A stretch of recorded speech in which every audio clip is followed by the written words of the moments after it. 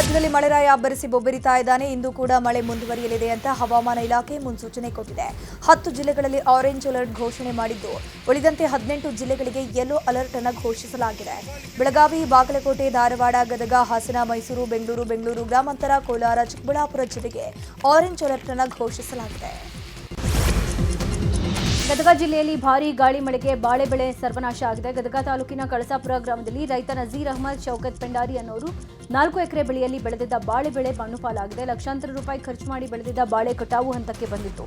ಆದರೆ ಏಕಾಏಕಿ ಸುರಿದ ಬಿರುಗಾಳಿ ಸಹಿತ ಮಳೆಗೆ ನಾಶ ಆಗಿದೆ.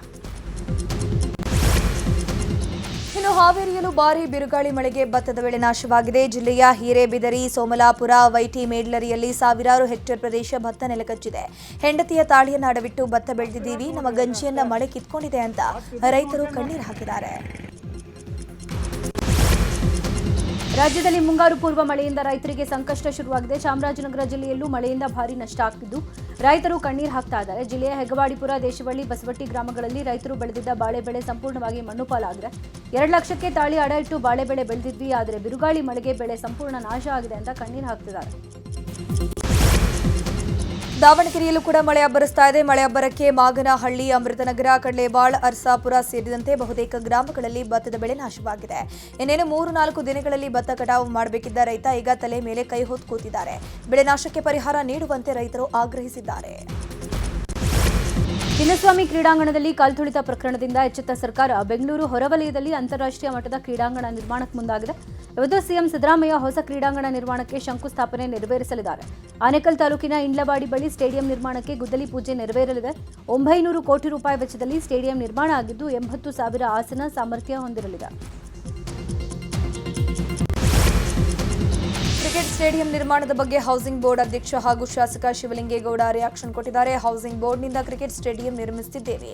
ವಿಶ್ವದಲ್ಲಿ ಅತಿದೊಡ್ಡ 2ನೇ ಸ್ಟೇಡಿಯಂ ಇದಾಗಿದೆ. ಮೊದಲ ಹಂತದಲ್ಲಿ 1250 ಕೋಟಿ ವೆಚ್ಚದಲ್ಲಿ ಟೆಂಡರ್ ನೀಡಿದ್ವಿ. ಸ್ಟೇಡಿಯಂಗೆ ಭೂಮಿ ನೀಡಿದ 2,000 ಮಂದಿಗೆ ಸ್ಟೇಟ್ ಕೊಡ್ತೇವೆ ಅಂತ ಅಂದ್ರು. ನಮ್ಮ ಮೆಟ್ರೋದಲ್ಲಿ ಇನ್ಮೇಲೆ ಜಾಹೀರಾತು ದರ್ಬಾರ್ ಶುರುವಾಗಲಿದೆ. 8 ವರ್ಷಗಳ ಬಳಿಕ ಮೆಟ್ರೋದಲ್ಲಿ ಜಾಹೀರಾತು ಅಳವಡಿಕೆಗೆ ಅವಕಾಶ ಕೊಡಲಾಗಿದ್ದು, ನೇರಳೆ, ಹಸಿರು, ಹಳದಿ, ನೀಲಿ, ಗುಲಾಬಿ ಮಾರ್ಗಗಳ ಪಿಲ್ಲರ್ ಮೇಲೆ ಜಾಹೀರಾತಿಗೆ ಅವಕಾಶ ಕೊಡಲಾಗಿದೆ. 2018ರಿಂದ ಮೆಟ್ರೋದಲ್ಲಿ ಜಾಹೀರಾತು ಫಲಕಕ್ಕೆ ಅವಕಾಶ ನಿರಾಕರಿಸಲಾಗಿತ್ತು. ಪಿಲ್ಲರ್ ಮೇಲೆ ಫ್ಲೆಕ್ಸ್ ಹೋರ್ಡಿಂಗ್ಗೆ ಅವಕಾಶ ಇರಲಿಲ್ಲ. ಆದರೆ ಈಗ ಅವಕಾಶ ನೀಡಿದ ಬೆನ್ನಲ್ಲೇ ನಮ್ಮ ಮೆಟ್ರೋ ನಿಗಮದಿಂದ ಟೆಂಡರ್ ಕರೆಯಲಾಗಿದೆ. ಬೆಂಗಳೂರು ನಗರ ಜಿಲ್ಲಾಡಳಿತದಿಂದ ಒತ್ತುವರಿ ತೆರವು ಮಾಡಲಾಗಿದೆ. ಬೆಂಗಳೂರು ನಗರದ ಡಿಸಿಜಿ ಜಗದೀಶ್ ನೇತೃತ್ವದಲ್ಲಿ ತೆರವು ಕಾರ್ಯಾಚರಣೆ ಮಾಡಲಾಗಿದ್ದು 3 ಕೋಟಿ ಮೌಲ್ಯದ ಸ್ವತ್ತುಗಳನ್ನು ಬೆಂಗಳೂರು ಜಿಲ್ಲಾಡಳಿತ ವಶಕ್ಕೆ ಪಡೆದುಕೊಂಡಿದೆ. ರಾಮೋಹಳ್ಳಿ, ಚಿಕ್ಕನಹಳ್ಳಿ, ಕುದುರೆಗೆರೆ, ಲಕ್ಕೇನಹಳ್ಳಿ ಗ್ರಾಮದಲ್ಲಿ 1 ಎಕರೆ 10 ಗುಂಟೆ ಜಿಲ್ಲಾಡಳಿತ ಜಾಗಕ್ಕೆ ಭೂಗಳರು ಬೇಲಿಯನ್ನು ಹಾಕಿದ್ರು. ಬೆಂಗಳೂರು ದಕ್ಷಿಣ ಉತ್ತರ ತಾಲೂಕಿನಲ್ಲಿ ಭೂ ಒತ್ತುವರಿ ತೆರವು ಮಾಡಿ ವಶಕ್ಕೆ ಪಡೆಯಲಾಗಿದೆ. ಬೆಳಗಾವಿ ಜಿಲ್ಲೆಯ ಹುಕ್ಕೇರಿ ಸಮಗ್ರ ನೀರಾವರಿಗೆ ಆಗ್ರಹಿಸಿ ರೈತರ ಪ್ರತಿಭಟನೆ 4ನೇ ದಿನಕ್ಕೆ ಕಾಲಿಟ್ಟಿದೆ. ಇವತ್ತು ಹುಕ್ಕೇರಿ ಪಟ್ಟಣ ಹಾಗೂ ತಾಲೂಕು ಬಂದ್ ಕರೆ ನೀಡಲಾಗಿದೆ. ನೀರಾವರಿ ಯೋಜನೆಗಳ ಅನುಷ್ಠಾನಕ್ಕೆ ಆಗ್ರಹಿಸಿ ಕರ್ನಾಟಕ ರಾಜ್ಯ ರೈತ ಸಂಘ ಹಾಗೂ ಹಸಿರು ಸೇನೆಯಿಂದ ಬಂದ್ಗೆ ಕರೆ ಕೊಡಲಾಗಿದೆ. ಕೊಪ್ಪಳದ ಗುಡಿಗೇರಿಯಲ್ಲಿ ಕುಡಿಯುವ ನೀರಿಗೆ ಹಾಹಾಕಾರ ಶುರುವಾಗಿದೆ. ಸುಮಾರು 2,000 ಜನಸಂಖ್ಯೆ ಹೊಂದಿರುವಂತಹ ಗುಡಿಗೇರಿ ಗ್ರಾಮದಲ್ಲಿ ಪ್ರತಿ ವರ್ಷವೂ ನೀರಿಗೆ ಸಮಸ್ಯೆ ಆಗುತ್ತೆ. ಕೆರೆಯಲ್ಲಿರುವ ಅತ್ಯಲ್ಪ ನೀರಿನಲ್ಲಿ ಜಾನುವಾರು ಹಾಗೂ ಜನರು ಕುಡಿಯಬೇಕಾದ ಅನಿವಾರ್ಯತೆ ಇದೆ. ಜನಪ್ರತಿನಿಧಿಗಳು ಅಧಿಕಾರಿಗಳಿಗೆ ಮನವಿ ಮಾಡಿಕೊಂಡ್ರೂ ಪ್ರಯೋಜನ ಇಲ್ಲ. ಪಕ್ಕದ ಕುಕನೂರು ತಾಲೂಕಿನ ಎಕ್ಲಾಸಾಪುರಕ್ಕೆ ಹೋಗಿ ನೀರು ತರಬೇಕು. ಆದರೂ ನೀರಿನ ಸಮಸ್ಯೆ ಇದ್ದು ಅವರು ನೀರು ಕೊಡ್ತಿಲ್ಲ ಅಂತ ಗ್ರಾಮಸ್ಥರು ಅಳಲು ತೋಡ್ಕೊಂಡಿದ್ದಾರೆ. ಪರೀಕ್ಷೆ ಮುಗಿದು 10 ನಿಮಿಷದಲ್ಲಿ ಬೆಳಗಾವಿಯ ವಿಶ್ವೇಶ್ವರಯ್ಯ ತಾಂತ್ರಿಕ ವಿಶ್ವವಿದ್ಯಾಲಯ ಫಲಿತಾಂಶ ಪ್ರಕಟ ಮಾಡಿದೆ. ಬಿಇ ಅಂತಿಮ ವರ್ಷದ ವಿದ್ಯಾರ್ಥಿಗಳ ಫಲಿತಾಂಶ 10 ನಿಮಿಷದಲ್ಲಿ ಪ್ರಕಟವಾಗಿದೆ. ಬಿಇ ಬಿಟೆಕ್ ಅಂತಿಮ ಸೆಮಿಸ್ಟರ್ ಪರೀಕ್ಷೆಯನ್ನು 56,192 ವಿದ್ಯಾರ್ಥಿಗಳು ಬರೆದಿದ್ದು, ಪರೀಕ್ಷೆ ಅಂತ್ಯವಾಗಿ 5 ನಿಮಿಷಕ್ಕೆ ಫಲಿತಾಂಶ ಪ್ರಕಟಿಸಲಾಗಿದೆ. ಮೈಸೂರಿನ ಶ್ರೀ ಅಂಕನಾಥೇಶ್ವರ ದೇವಾಲಯದ ಹುಂಡಿ ಮೇಲೆ ಮೂಲೆ ಸೇರಿದ್ದು, ದೇವಾಲಯದ ಹುಂಡಿಗೆ ಹೋಗಬೇಕಾಗಿದ್ದ ಕಾಣಿಕೆ ಪೂಜಾರಿಗಳ ತಟ್ಟೆ ಸೇರ್ತಾ ಇದೆ. ನಂಜನಗೂಡು ತಾಲೂಕಿನ ತಗಡೂರು ಗ್ರಾಮದ ಶ್ರೀ ಅಂಕನಾಥೇಶ್ವರ ದೇವಾಲಯ ಮುಜರಾಯಿ ಇಲಾಖೆ ವ್ಯಾಪ್ತಿಗೆ ಒಳಪಡುತ್ತೆ. ಕಳೆದ 1 ವರ್ಷದಿಂದ ಹುಂಡಿಯನ್ನು ಮೂಲೆಗೆಸೆಯಲಾಗಿದ್ದು, ಕಾಣಿಕೆ ಹಣ ಅರ್ಚಕರ ಪಾಲಾಗ್ತಾ ಇದೆ ಅಂತ ಗ್ರಾಮಸ್ಥರು ಆರೋಪ ಮಾಡಿದ್ದಾರೆ. ಚಿಕ್ಕಬಳ್ಳಾಪುರ ಜಿಲ್ಲೆ ಗುಡಿಬಂಡೆ ಪಟ್ಟಣದಲ್ಲಿ ಗ್ರಾಮ ದೇವತೆಯ ಜಾತ್ರೆ ಅದ್ದೂರಿಯಾಗಿ ನಡೆದಿದೆ. 7 ಅಕ್ಕಂದಿರ ದೇವಿಯ ವಾರ್ಷಿಕೋತ್ಸವ ಪ್ರಯುಕ್ತ ಕಾಯಿಟ್ಲು ಪರಿಷೆಯ ಜಾತ್ರೆ ನಡೆದಿದೆ. ಜಾತ್ರೆ ಪ್ರಯುಕ್ತ 60 ಅಡಿ ಎತ್ತರದ ಮರದ ಮೇಲೆ ಕಟ್ಟದ ತೆಂಗಿನಕಾಯನ್ನು ಒಡೆಯುವ ಸ್ಪರ್ಧೆ ಎಲ್ಲರ ಗಮನ ಸೆಳೆಯಿತು. ರಾಜ್ಯ ಕಾಂಗ್ರೆಸ್ನಲ್ಲಿ ನಾಯಕತ್ವ ಬದಲಾವಣೆ ವಿಚಾರದ ಬಗ್ಗೆ ಶಾಸಕ ಇಕ್ಬಾಲ್ ಹುಸೇನ್ ರಿಯಾಕ್ಷನ್ ಕೊಟ್ಟಿದ್ದಾರೆ. ಬೆಂಗಳೂರು ದಕ್ಷಿಣ ಜಿಲ್ಲೆಯ ಹಾರೋಹಳ್ಳಿಯಲ್ಲಿ ಮಾತನಾಡಿದ ಅವರು, ಆದಷ್ಟು ಬೇಗ ಎಲ್ಲ ಒಳ್ಳೆಯದಾಗತ್ತೆ, ಸಿಹಿ ಸುದ್ದಿ ಬರಲಿದೆ, ಸ್ವಲ್ಪ ದಿನ ಕಾಯಬೇಕಷ್ಟೇ ಅಂತಂದ್ರು. ಸಂಪುಟ ಪುನರ್ರಚನೆ ವಿಚಾರವಾಗಿ ಗೃಹ ಸಚಿವ ಪರಮೇಶ್ವರ್ ಮಾತನಾಡಿದ್ದಾರೆ. ಬೆಂಗಳೂರಿನಲ್ಲಿ ಮಾತನಾಡಿದ ಗೃಹ ಸಚಿವ ಪರಮೇಶ್ವರ್, ಸಂಪುಟ ಪುನರ್ರಚನೆಗೆ ಶಾಸಕರ ಒತ್ತಾಯ ತಪ್ಪೇನಿಲ್ಲ, ಸಚಿವರಾಗೋಕೆ ಅವರಿಗೂ ಸಾಮರ್ಥ್ಯ ಇದೆ. ಆದರೆ ಸಂಪುಟದಲ್ಲಿ 15% ಅಷ್ಟು ಮಾತ್ರ ಖಾತೆಗಳ ಭರ್ತಿ ಮಾಡ್ಕೊಳ್ಬೇಕಾಗಿದೆ ಅಂತ ಇದೆ. ಹಾಗಾಗಿ ಸಂಖ್ಯೆಗಳು ಕಡಿಮೆ ಇರುತ್ತೆ, ಏನೇ ಇದ್ರೂ ಎಲ್ಲವನ್ನೂ ಹೈಕಮಾಂಡ್ ನಿರ್ಧಾರ ಮಾಡುತ್ತೆ ಅಂತ ಹೇಳಿದ್ರು.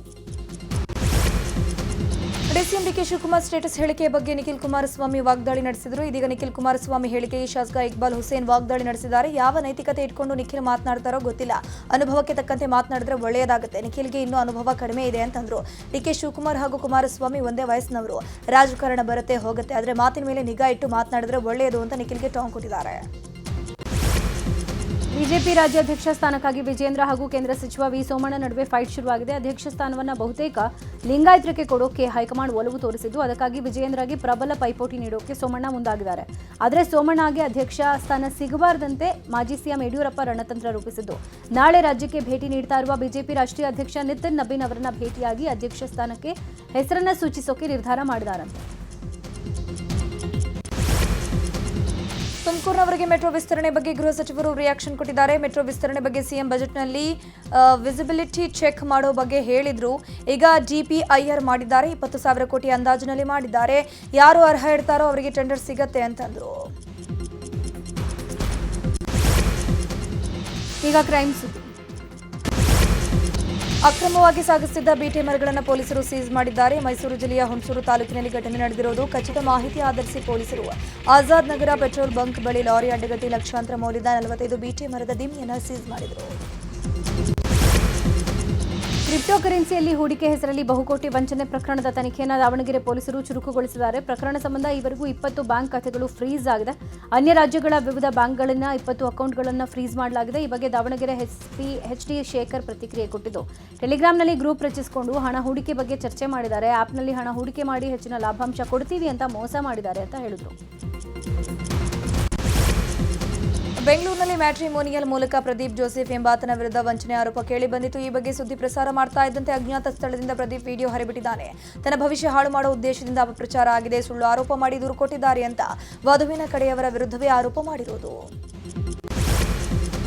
ಕೋಲಾರ ಜಿಲ್ಲೆಯಲ್ಲಿ ವೇಶ್ಯಾವಾಟಿಕೆ ಅಡ್ಡೆಗಳ ಮೇಲೆ ಪೊಲೀಸರ ದಾಳಿ ಮುಂದುವರೆದಿದೆ. ಮಾಲೂರು ತಾಲೂಕಿನ ITC ಫ್ಯಾಕ್ಟರಿ ಬಳಿಯ ಹ್ಯಾಪಿ ಚಿಯರ್ಸ್ ಬಾರ್ ಅಂಡ್ ರೆಸ್ಟೋರೆಂಟ್ನಲ್ಲಿ ಬಾಡಿಗೆ ರೂಮಲ್ಲಿ ವೇಶ್ಯಾವಾಟಿಕೆ ನಡೆಸಲಾಗ್ತಾ ಇತ್ತು. ಖಚಿತ ಮಾಹಿತಿ ಮೇರೆಗೆ ಮಾಲೂರು ಪೊಲೀಸರು ದಾಳಿ ನಡೆಸಿ ರಾಘವೇಂದ್ರ ಎಂಬಾತನನ್ನು ಬಂಧಿಸಿದ್ದಾರೆ. ಓರ್ವ ಮಹಿಳೆಯನ್ನು ರಕ್ಷಣೆ ಮಾಡಿದ್ದು, ಈ ಸಂಬಂಧ ಮಾಲೂರು ಪೊಲೀಸ್ ಠಾಣೆಯಲ್ಲಿ ಪ್ರಕರಣ ದಾಖಲಾಗಿದೆ. ರೇಣುಕಾಸ್ವಾಮಿ ಕೊಲೆ ಪ್ರಕರಣ ಸಂಬಂಧ ಸುಪ್ರೀಂ ಕೋರ್ಟ್ ಆದೇಶದ ಪ್ರತಿ ಸೆಷನ್ಸ್ ಕೋರ್ಟ್ ತಲುಪಿದೆ. 1 ವರ್ಷದ ಒಳಗೆ ಟ್ರಯಲ್ ಮುಗಿಸೋಕೆ ಸುಪ್ರೀಂ ಕೋರ್ಟ್ ಸೂಚನೆ ಕೊಟ್ಟಿದೆ. ಸಾಕ್ಷಿಗಳನ್ನು ಮತ್ತೆ ವಿಚಾರಣೆ ಮಾಡದಂತೆ ನಿರ್ದೇಶನ ನೀಡಿದ್ದು, ಪ್ರತಿದಿನ ವಿಚಾರಣೆ ನಡೆಸೋಕೆ ನಿರ್ದೇಶಿಸಿದೆ. ಸದ್ಯ ಈ ಬಗ್ಗೆ ಸೋಮವಾರ ವಿಚಾರಣೆ ನಡೆಯಲಿದೆ. ಪ್ರತಿದಿನ ಅಥವಾ ವಾರದಲ್ಲಿ 4 ದಿನ ಟ್ರಯಲ್ ನಡೆಸುವ ಬಗ್ಗೆ ನಿರ್ಧರಿಸುವಂತಹ ಸಾಧ್ಯತೆ ಕೂಡ ಇದೆ. ಕೇಂದ್ರ ಸರ್ಕಾರ ವಾಹನ ಸವಾರರಿಗೆ ಮತ್ತೆ ಶಾಕ್ ಕೊಟ್ಟಿದೆ. ಪೆಟ್ರೋಲ್ ಡೀಸೆಲ್ ಬೆಲೆಯನ್ನು ಮತ್ತೆ ಹೆಚ್ಚಳ ಮಾಡಿದೆ. ಲೀಟರ್ ಪೆಟ್ರೋಲ್ ಮೇಲೆ 87 ಪೈಸೆ ಹಾಗೂ ಲೀಟರ್ ಡೀಸೆಲ್ ಮೇಲೆ 91 ಪೈಸೆಯಷ್ಟು ಹೆಚ್ಚಳ ಆಗಿದೆ. 10 ದಿನಗಳಲ್ಲಿ 3ನೇ ಬಾರಿಗೆ ತೈಲ ಬೆಲೆ ಏರಿಕೆಯಾಗಿರುವುದು. ಪ್ರಧಾನಿ ನರೇಂದ್ರ ಮೋದಿ ಇಂಧನ ಉಳಿತಾಯಕ್ಕೆ ಕರೆ ಕೊಟ್ಟಿದ್ದಾರೆ. ಈ ಹಿನ್ನೆಲೆ ಮಹಾರಾಷ್ಟ್ರ ಮುಖ್ಯಮಂತ್ರಿ ದೇವೇಂದ್ರ ಫಡ್ನವೀಸ್ ಸೇರಿ ಹಲವು ಅಧಿಕಾರಿಗಳು ವಂದೇ ಭಾರತ್ ಎಕ್ಸ್‌ಪ್ರೆಸ್‌ನಲ್ಲಿ ಮುಂಬೈನಿಂದ ಶಿರಡಿಗೆ ಪ್ರಯಾಣ ಬೆಳೆಸಿದ್ದಾರೆ.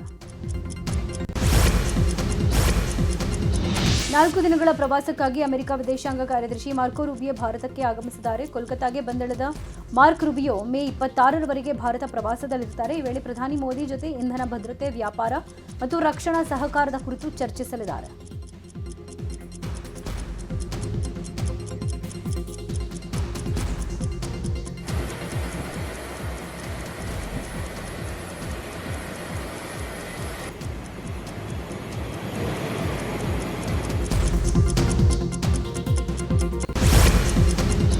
ಅಮೆರಿಕದ ವಿದೇಶಾಂಗ ಕಾರ್ಯದರ್ಶಿ ಮಾರ್ಕೊ ರೂಬಿಯೋ ಹಾಗೂ ಪತ್ನಿ ಜೇನೆಟ್ ಟಿ ರೂಬಿಯೋ ಭಾರತಕ್ಕೆ ಆಗಮಿಸಿದ್ದಾರೆ. ಭಾರತಕ್ಕೆ ಬರ್ತಾ ಇದ್ದಂತೆ ಕೋಲ್ಕತ್ತಾದ mother Teresa house of the missionaries of ಚಾರಿಟಿಗೆ ಭೇಟಿ ನೀಡಿದ್ದು, ಕ್ರೈಸ್ತ ಸನ್ಯಾಸಿನಿಯರೊಂದಿಗೆ ಮಾತುಕತೆ ನಡೆಸಿದರು. ಕೋಲ್ಕತ್ತಾ ಪ್ರವಾಸ ಮುಗಿಸಿ ಮಾರ್ಕ್ ರೂಬಿಯೋ ದೆಹಲಿಗೆ ತೆರಳಿದ್ದಾರೆ.